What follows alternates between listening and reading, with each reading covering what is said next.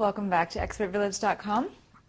In this segment of How to Teach Piano, I would like to help your students figure out the staff again. I know we've already discussed how to look at the staff, how to explain the staff, all of these wonderful things, but it's really important to remember that the kids don't get it for a while. It takes a long time to make that sink in and to make it make sense. So what you want to do is reference it. Go back and act as if everything is normal, act as if they understand it, and then 1 week remind them of all the things they might have forgotten about the staff. So one of the first places to start is with guide notes. You've already explained everything about this. But the most important thing about the F clef, about the bass clef, is where the F is. So if you can find a way to make it fun, and I would recommend a dry erase board. One of those things works really, really great. A dry erase board with staffs already on it, or staves already on it. It's fantastic. So you have a bass clef. Take some notes. Any kind of notes, quarter notes, whole notes, half notes. If they know dotted half notes, fantastic.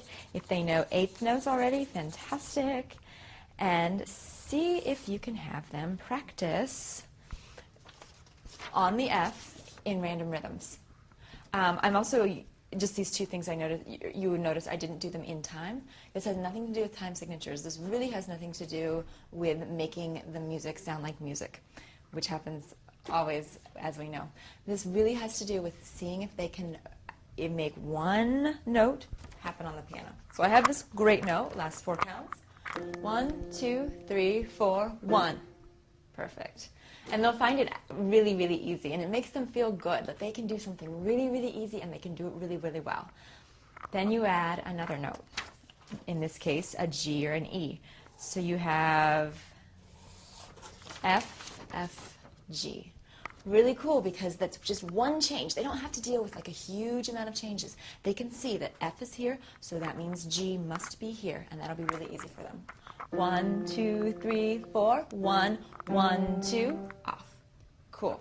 This is all wonderful for them so far. And again, you're like reinforcing that they can do something really, really right, really well. This is also a great place to put in different fingerings. As we had just talked about, putting their hands in C position. It's great, but it can lead to danger. It can lead to association. So have them try this with all sorts of fingers. The same thing applies in the G clef, in the treble clef. You can have them, obviously, start on G. This is also a great place for them to compose. They can make up the notes.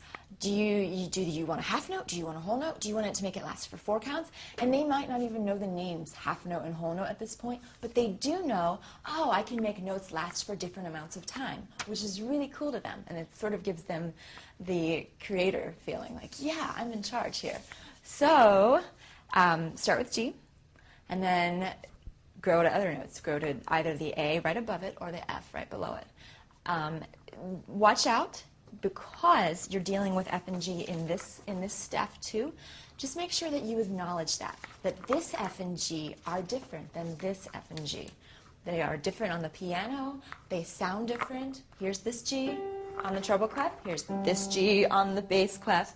Make sure you acknowledge that, because that might be something that they're tripping up in their head, and they won't tell you. The child won't say, I don't get it because you said G here.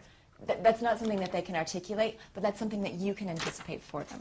So using guide notes is a fantastic way to reinforce their knowledge of the staff.